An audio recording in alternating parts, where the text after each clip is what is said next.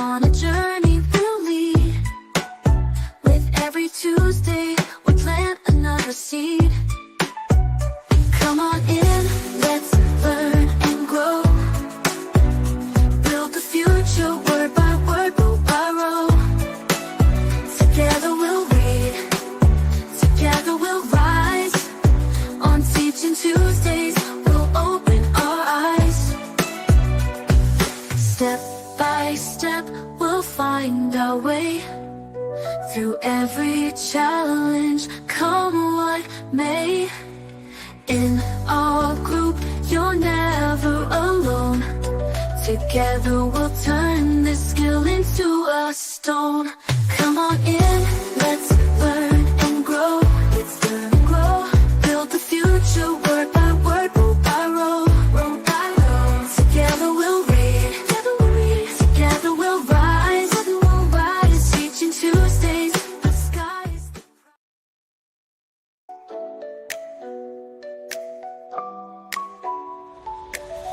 Oh, oh, welcome in, grab a seat, let's begin.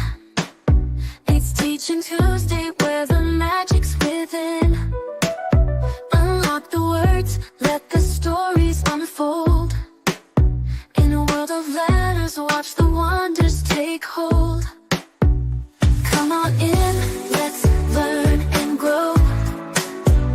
Build the future word by word, row by row. Together we'll read, together we'll rise. On Teaching Tuesdays, we'll open our eyes. Every sound, every line brings us closer to turning our learners into super prosers. Phonics and fun, on a journey we'll lead. With every Tuesday, we plant another seed. Come on in, let's learn and grow. Build the future word by word, row by row. Together we'll read, together we'll rise. On Teaching Tuesdays, we'll open our eyes. Step by step, we'll find our way. Through every challenge, come what may. In our group, you're never alone. Together we'll turn this skill into a stone. Come on in, let's learn and grow. Let's learn and grow. Build the future word by word, row by row, row by row. Together we'll read, together we'll read, together we'll rise, together we'll rise. Teaching Tuesdays, the skies. Good evening, good evening, good evening. Welcome to another edition of Teaching Tuesdays. This is episode 56. And for those of you that don't know me, I am Katina Taylor, the founder and CEO of Dreams KC, an education nonprofit based in Kansas City, Missouri, where we empower parents with the tools they need to teach their children foundational literacy skills. I am so excited to be with you all. I feel like I have not been with you all for several weeks. I think it's been about 2 or 3 weeks. Scheduling conflicts, you name it, family issues, things like that have kept me away from you all. But I'm so glad to be back with you all for episode 56. If you are joining us on YouTube, welcome, welcome, welcome. Please be sure to like the video, share the video, subscribe to our channel, right? All parents of any children from in utero to 12th grade can benefit from the information that we share here. I want you all to know you are the first and most important teachers of your own children. You can accomplish what sometimes our schools, our school teachers, our school districts struggle to do.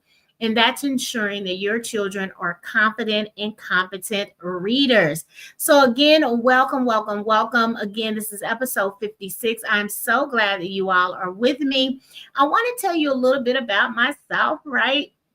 And so that you all know who I am, why should you be listening to me?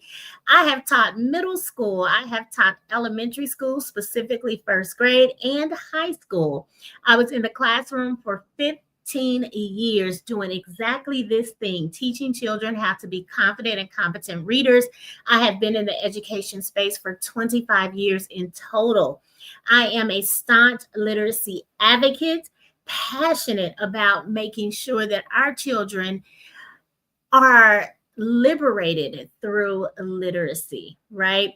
And of course, I am the founder and CEO of Dreams KC, and I want to support parents as they support their children.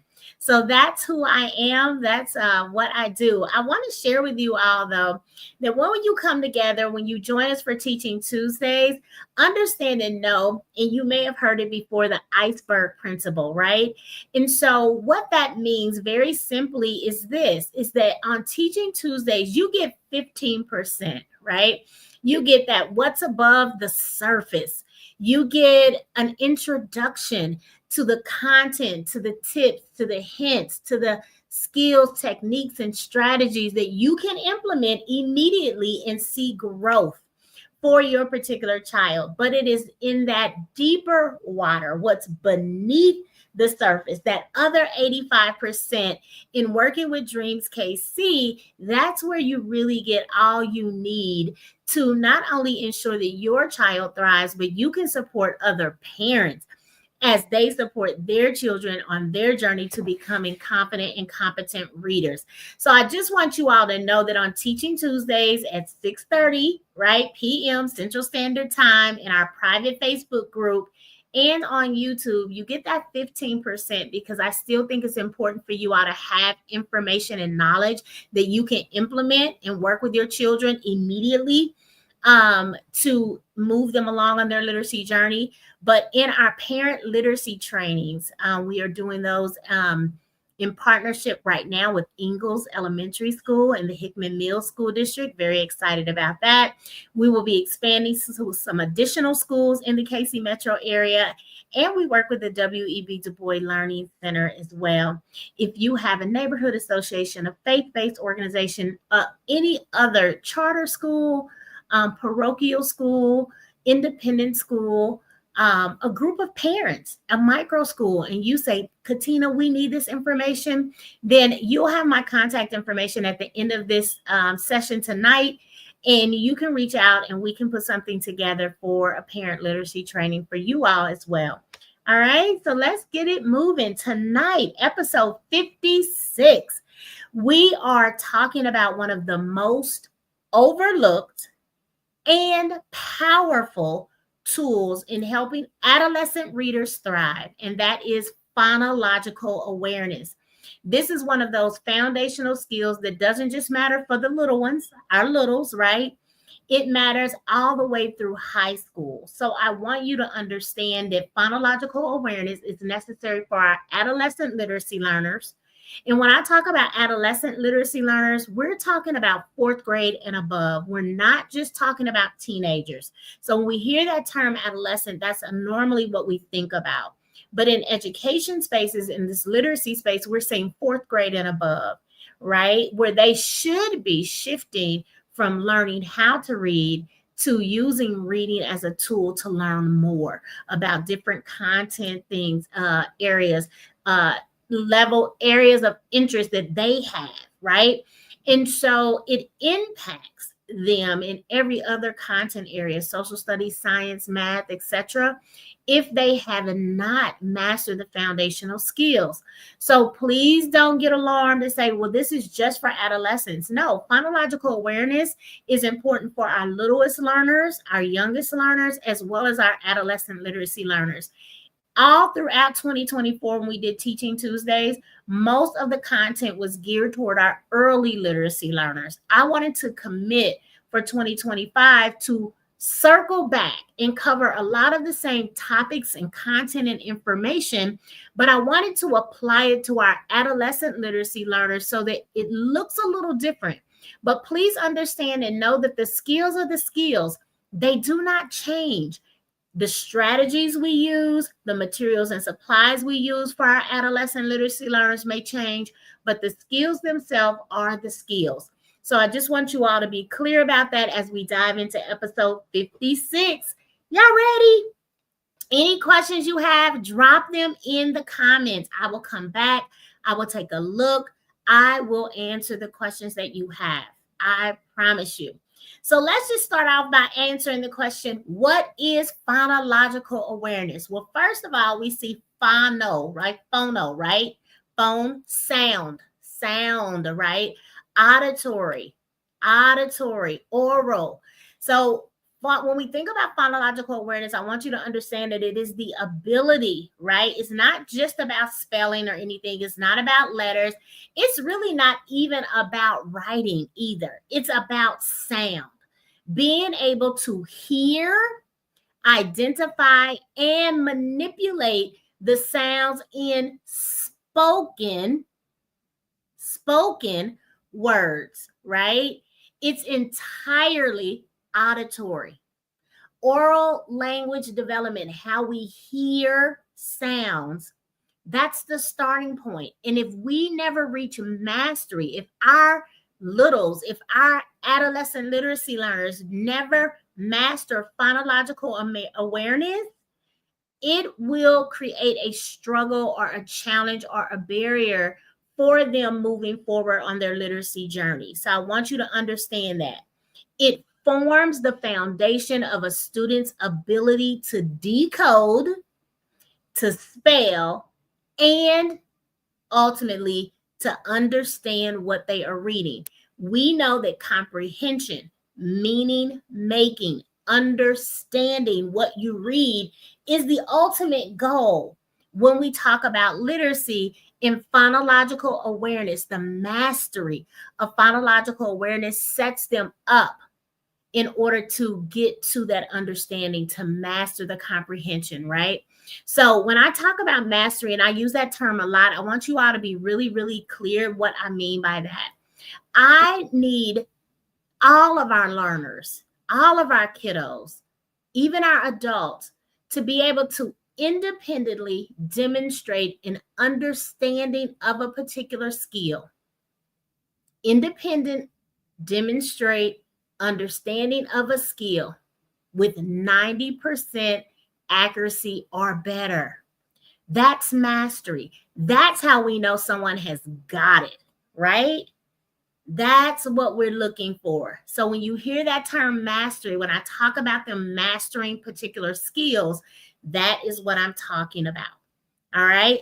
So now you know what phonological awareness is. You know we are working toward mastery of phonological awareness. It helps them to be able to hear, identify, and manipulate sounds, which sets them up to decode, spell, and understand or comprehend what they read. All right. So why does this matter? Why does phonological awareness, a skill that we usually connect to our littlest learners, our youngest learners, why does it still matter for adolescents? Well, I'm glad you asked, and I will tell you why it matters. Too often, we assume that if a student is in upper elementary, middle school, or high school, that they've already mastered these sound skills. That may not be true. So, when a student struggles with spelling, fluency, or comprehension, it often traces back to gaps in the early sound foundations, i.e., phonological awareness. So, if we trace it back to that, then we have to be intentional and consistent in ensuring that they then are retaught and then they master these sound skills. If a student can't hear or break apart the sounds in a word like responsibility, for example, then how can we expect them to spell it correctly or decode it fluently? We can't. They have to be able to hear those sounds, right? In order to then be able to spell it and or decode it as they read. So that's why it matters. If you look at this particular pyramid, right, decoding and spelling, reading fluency, vocabulary development, reading comprehension, all of these things are impacted by those early sound skills, i.e., phonological awareness. Okay.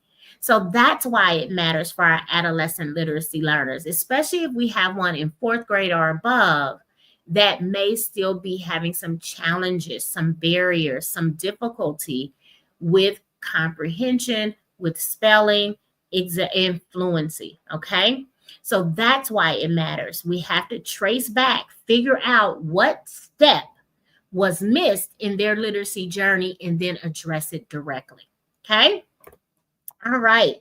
So when we think about phonological awareness, it happens on a continuum. You all, if you've been with me over the last year or so, you know I talk about it in terms of like steps, running up steps, running down steps. When we're young, we're agile, we're unafraid, right? We're risk takers. And so we'll run up some steps. We'll skip 2 or 3 at a time. We come down, we're going fast. We'll skip 2 or 3. Well, in reading, you can't skip steps. Whether you're going up the continuum, coming down the continuum, whatever it is that you're doing, that we scaffold or we go step by step by step, right? In terms of the mastery of skills, right? Getting to that meaning making, that comprehension, that fluency. And so, because remember, we're not born hardwired for the written word, we're building new neural pathways in the brain. That's this work that we're doing as parents, as teachers, as early childhood providers, etc., tutors, reading interventionists, literacy coaches. All of us are assisting in the building of neural pathways to ensure that our children are confident and competent readers. So it happens on a continuum, right?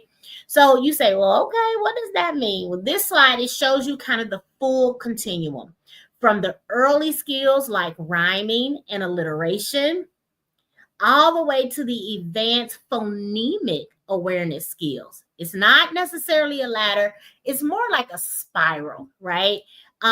If you all have seen Tolman's hourglass figure, if you've listened into some of my sessions around that, I love the hourglass, but you can think about it as a spiral or funnel even, right? And even older students may need to come back to some of the early steps if, in fact, there are gaps. If we see that they are challenged with their comprehension, their decoding, their fluency skills. The goal is to move students toward the advanced manipulation of sounds, because that's what supports real reading. Not just word calling, right? But real reading, reading for pleasure, reading for information, right? Reading for understanding, reading to learn, the ultimate goal. When we pick up a book, a magazine, a newspaper, we are reading to learn. An instructional manual, we're reading to learn. So we're spending all of our time attempting to decode the text, figure out what that vocabulary means. Then we are still very early on in our continuum. We're not yet reading to learn. And so mastering phonological awareness and working through the continuum, the spiral, right? Scaffolding those skills, then we get to the ultimate goal, which is that meaning making, right? So we move from rhyming and alliteration to syllable awareness, to onset rhymes, to phonemic awareness, so on and so forth. So I want you all to understand that phonological awareness is our umbrella, it's our roof or our foundation. And then all of these skills are underneath that roof or built on that foundation to ensure that our children shift from learning to read to reading to learn. Okay. All right. I hope y'all with me. Again, if you have any questions, you have any comments, you have any concerns, that's quite all right. Drop them in the chat, ask them, they will be answered. So then you say, okay, Katina, you've explained very clearly, I hope, what phonological awareness is, why it's important for our adolescent literacy learners, why it matters, the continuum. So now I want to kind of dig a little deeper and talk about when these kiddos, our older literacy learners, our adolescent literacy learners, remember fourth grade or above, when they hit those upper grades, the words get bigger. They get more complex. We have multisyllabic words. What does that mean? More than one syllable, really more than two. We're talking three or more syllables, right? We're talking about prefixes, suffixes, base words, root words that we've borrowed in the English language from the Latin, from the Greek, from the Spanish, from the French. So our words, our vocabulary is much more advanced and complex, right? And so if they don't have strong sound awareness, then they're constantly guessing or skipping over some of those word parts. That's not what we want, because it also then will take away from their understanding of the actual word itself, which impacts understanding a sentence, a paragraph, or an entire piece of text. So we don't want them skipping over, ignoring, or guessing. We want them to have a strong foundation around sounds, word parts, etc., so that they are reading with fluency, speed, accuracy, and they're understanding what they're reading, right? So phonological awareness helps with breaking these words down because they are longer, they're more complex, they have more word parts to them. And it also hearing the pieces, spelling them accurately, and recognizing patterns across words. I am 53 years old. I still come across vocabulary words that I may not be familiar with. It may be specialized vocabulary or what have you. But because I have basic sound knowledge, prefix, suffix, that morphology, right? The orthographic mapping in my brain, I've built those neural pathways over time, then I can more readily, more easily decode a word that is unfamiliar or new to me, right? And that's what we want for our children. So these foundational skills around sounds, around recognizing patterns, how our spelling patterns, pairs of letters work together to create certain sounds, all of those things that we are teaching, then that goes together to help us actually decode more complex words. It increases our reading speed, our vocabulary grows, and we can then apply that same knowledge to our writing and spelling. It all goes together, and I talk about that all the time. I remind parents, I remind teachers, I remind community that reading and writing go hand in hand. They are not separate and in isolation or independent of one another. They're interdependent upon one another. The more we read, the more we recognize those patterns, we should be able to translate that to our writing. And so we should be seeing improvement in our writing as well. Okay. So I just want you all to understand this is how it impacts or supports our I can't talk, our older readers, our adolescent literacy learners. Okay.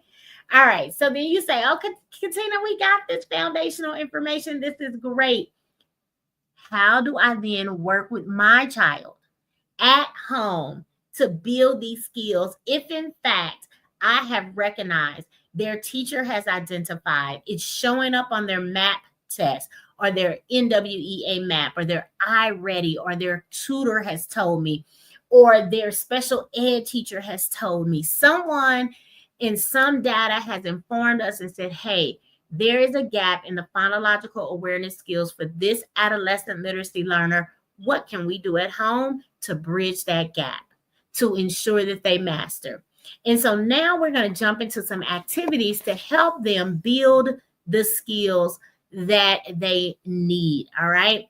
So we're talking strategy here. These are some of my favorites because they're simple, they're powerful, they're backed by research, right? So blending and segmenting longer words like transportation or independence, right? Sound chaining, where they change one sound at a time. Phoneme manipulation, meaning they delete or replace sounds, and then minimal pairs, really tune into subtle differences. And all of these build strong auditory processing. That's what we need.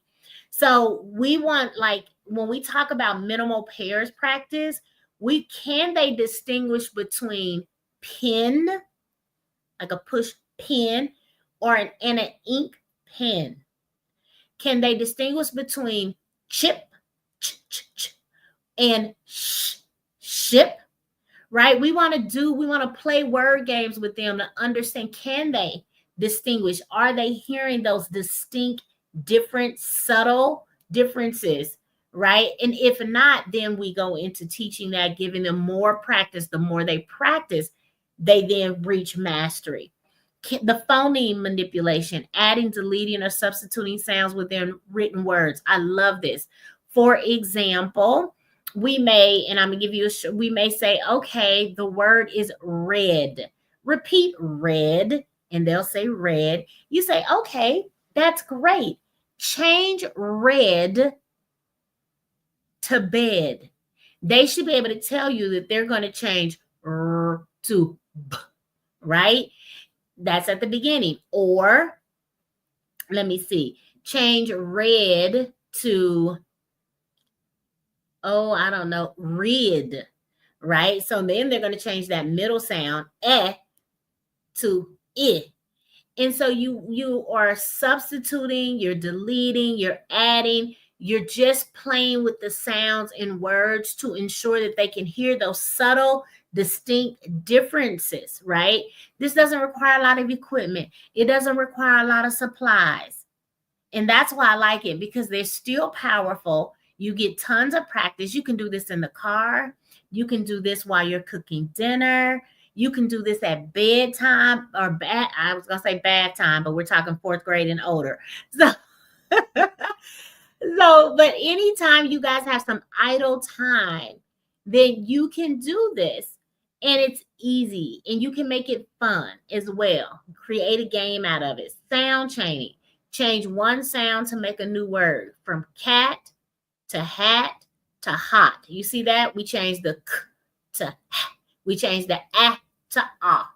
And you can keep going and keep going and building what I call sound chains, and changing a particular vowel sound or a beginning consonant sound or ending consonant, and make new words. And then blending and segmenting, breaking apart and putting together sounds in multi-syllabic words. Why are we saying multi-syllabic? Remember, fourth grade and above, the vocabulary increases in complexity, difficulty. We're using prefixes more, suffixes, word roots, etc. So we want to ensure that we get away from the cat, the hat, and the hot. No, and we increase responsibility, right? Persistence, right? Transportation, words like that, independence, perseverance. So when we start thinking about multi-syllabic words, that's what we're talking about. We're talking about those longer, more complex words. So these are some activities that we can do to practice when we notice that our child has a gap in those auditory, sound-based skills. All right?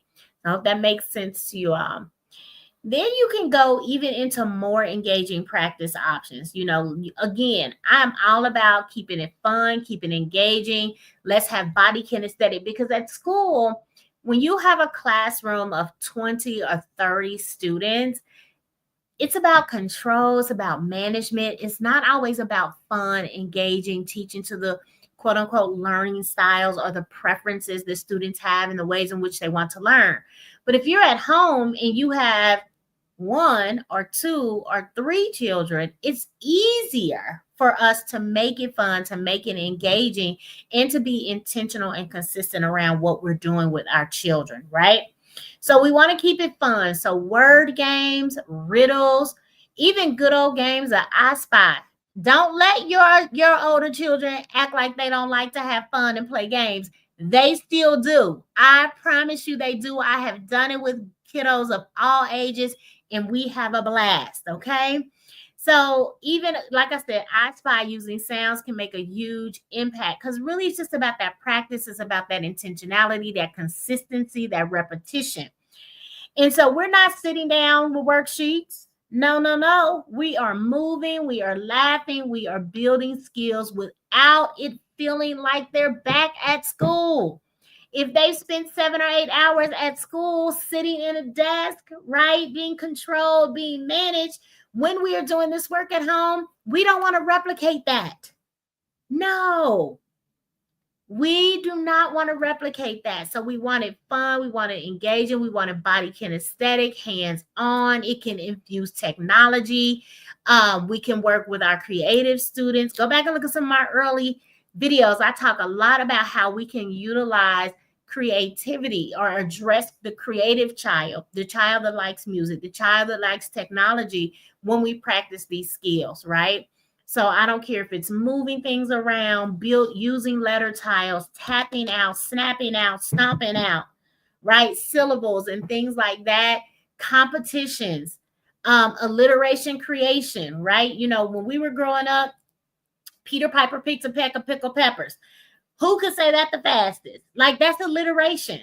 So could we think of some other alliterations, create our own, and then challenge each other who can say it the fastest, right?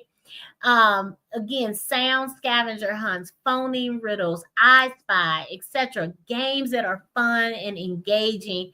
And before you know it, I recommend 15 minutes to 45 minutes of practice 3 to 5 days a week. That time flies by when you're having fun. So that's what we want to ensure, that our kiddos at home with us are not. School can be traumatizing for some children. So we don't want to replicate that environment at home for them. We want to make it fun. We want to make it engaging. We want to lean into the preferences in terms of the way in which they take in information and how they learn best. So we want to make it engaging. Okay. I hope I made that clear. Please, please don't make it boring for them or you, because you don't want to keep doing it, right? So then we have some best practices for our adolescent literacy learners, our older students, right? So we have our do's and we don't and our don'ts. So I'm gonna stick with our do's first, right? We want to keep it brief and focused. 15 minutes to 45 minutes, 3 to 5 days a week. We do not have to sit there for an hour, 2 hours, three. No. Who has time, energy, and you can't plan a lesson that's long, it's going to be effective. So we're not doing that. We want to be consistent and intentional. 15 minutes to 45 minutes max. That's it. Okay. We want to use age appropriate academic words. If you have a fourth, fifth, sixth, seventh, eighth, 12th grader, we're not doing cat and hat and all of that. No, we're using multi-syllabic words, perseverance, responsibility, transportation, independence. We're using words that they're going to encounter in their own text, be it fiction and or nonfiction. We do not like to be taught down to as if we are not intelligent beings. We don't want to do it to our kiddos either, right? You always want to start with auditory before written tasks. So when we start talking about phonological awareness, we're talking about what we say and what they hear. That does not require pencil and paper, okay? And gradually, we want to increase the complexity and the challenge of the work. We want to make it more difficult as we go. Early successes, we want to celebrate them like nobody's business. We want to make note of the areas where they are having some challenges and come back to them and provide additional practice. And we want to increase the complexity, the challenge of the work as we go. Okay. Don't. Here's our don'ts. Y'all see it. Y'all see it right there, right? Don't use baby materials or vocabulary. That's demeaning to them. It really is. And it sends a message about what, and they will internalize it as if we're saying, you can't do what's on your level, what's expected of you. When we know that the data says 90% of our children can learn to read, that they have the intelligence to do so. And we want to operate in that way. We don't want to embarrass them about their skill gaps. Not at all. We want to celebrate those wins. We want to shout them out. We want to address the challenges and barriers, but we're not going to embarrass them. We're not going to compare them to their siblings, their best friends, their classmates, their teammates, their cousins. No, because all of us have strengths and weaknesses. All of us learn at different paces. All of us get to mastery at different times. So what we're saying is we're here to support you as you continue to grow. We noticed that you were still having some challenges and difficulties. We're going to be intentional about closing those gaps so you can be the best you can be. We're going to set you up for success. We can't hold them accountable and responsible. And I say this oftentimes about parents. I say, how can we hold parents accountable and responsible for supporting their children to becoming confident and competent readers when we haven't equipped them to do so? Well, the same thing is for our children. We can't hold them accountable and responsible for achieving mastery of these skills and being confident and competent readers if we haven't taught them how to do that. We haven't taught them the skills to do that. So we're not going to embarrass them. We're not going to demean them. We're not going to compare them. We don't understand. I don't understand why you got this, your sister. No, that's my sister. That's not me. So we're not doing that, parents, caregivers, teachers, tutors, coaches, interventionists. That's just not what we're doing. Okay? Because they will internalize that and that messes with their confidence. If they don't have confidence, they don't want to practice. But if we build that confidence, if we celebrate those successes early on, and they build their confidence, when they have that confidence, they want to practice more. The more they practice, the more competent. That's why I use confident and competent. They go hand in hand. We are building their confidence to get them to competence. Y'all got it? Y'all with me? Okay, yes. And then, of course, you want to stay, you don't want to stay at one difficulty level too long. If they are moving along, let's move. Let's not hold them there. Let's go at their pace. They dictate the pace. All right? So I just want you all to be really, really clear. And this is best practices, not just for our adolescent literacy learners. It's for all of our learners. Right? It's for all of them, no matter their age, really and truly. I would say this for our young people, just like I would say this for our adolescent literacy learners. These are great do's and don'ts, no matter their age. Okay? All right, let's keep it moving, you guys. So how do you get started? How do you get started, right? You don't need anything fancy. You don't need to spend a ton of money.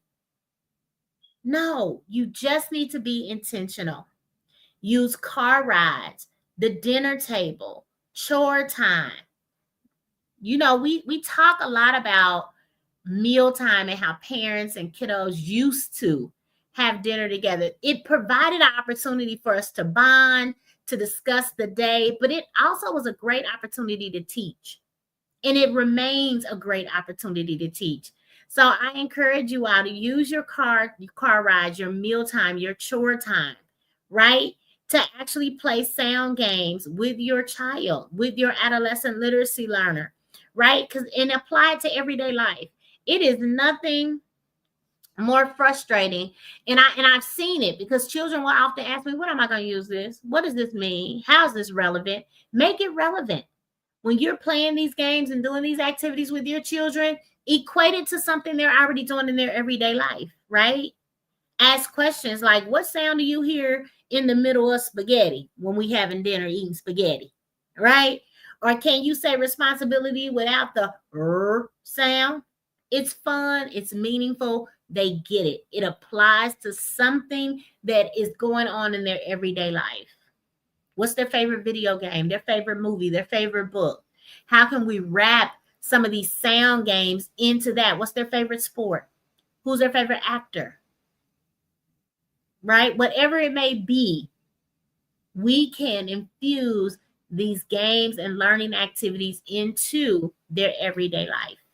Okay? So I want you all to understand you can start at home.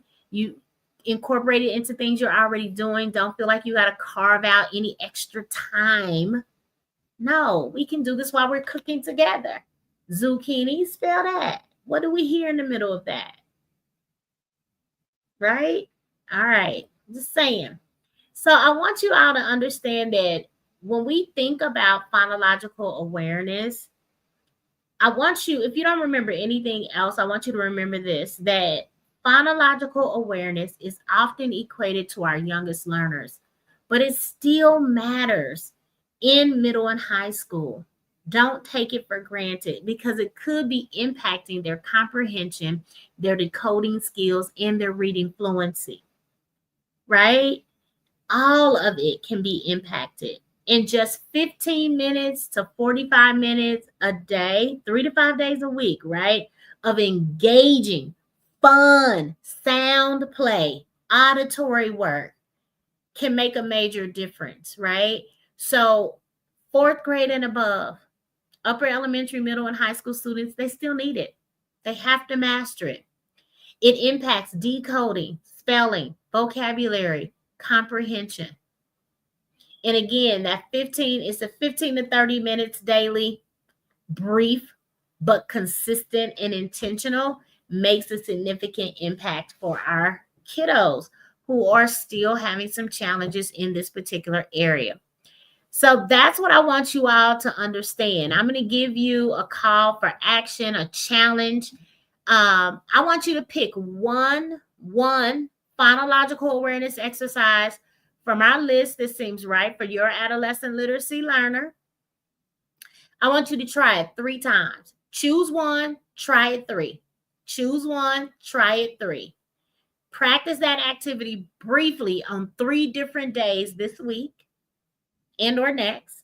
And then I want you to observe and adjust. What does that mean? I want you to notice which sounds or sound patterns may be causing your child difficulty. And then I want you to adapt the activity as needed. Okay? Choose an activity, do it 3 times, observe and adjust. That's what I want you to do. Does that make sense, y'all? I'm always leaving you all with an action. I need you all to actually implement the things that you learn, that you see, that you hear about, right? And if you're not sure if your child is having some challenges around phonological awareness, talk to their teacher, talk to their tutor, talk to their literacy coach, talk to the special ed teacher, talk or SPED teacher, right? Talk to the reading interventionist. Find out. Look at the report from their iReady test, from their NWEA MAP test, or whatever assessment tool that is being used in your school or your school district. Does my child, if my child is a struggling or growing reader, can we trace back and figure out why they are still struggling as an adolescent literacy learner? And if it's phonological awareness, what are you doing at school? How can I support you? This is what I plan to do at home. Choose one, practice 3, right? You, again, are your child's first and most important teacher. Keep showing up for them with love, with patience, and high expectations. Inspire them, right? Show them that reading is important, how you incorporate it into your daily life. How do you read for pleasure? How do you think through a text? Have fun with it, right? Celebrate the small victories. Always celebrate the small victories because it builds their confidence. And as their confidence builds, they want to practice more. It builds their competence. And last but certainly not least, enjoy the process. Enjoy the process. Let's keep growing strong readers, y'all. That's what I have for today. As always, you can reach me at info@dreamskc.org. You can drop questions, comments, or concerns in the comment. Remember to like, share, subscribe to the YouTube channel. Feel free to join our private Facebook group, Literacy the Dreams Way, where we go live not only on YouTube, but also in the group, where we have a lot more engagement, question asking. It's a safe space. Share out what went well for you, what was challenging for you, etc. And that's what I have. You all know that, as I always say, And I'm going to say it here as I lose my voice. I think I'm losing my voice, you all. Let's get lit. Until next Tuesday for episode 57. I'll see you all later. Bye-bye. Thanks for joining.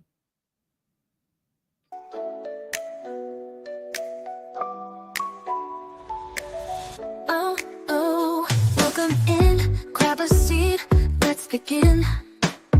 It's Teaching Tuesday where the magic's within. Unlock the words, let the stories unfold. In a world of letters, watch the wonders take hold.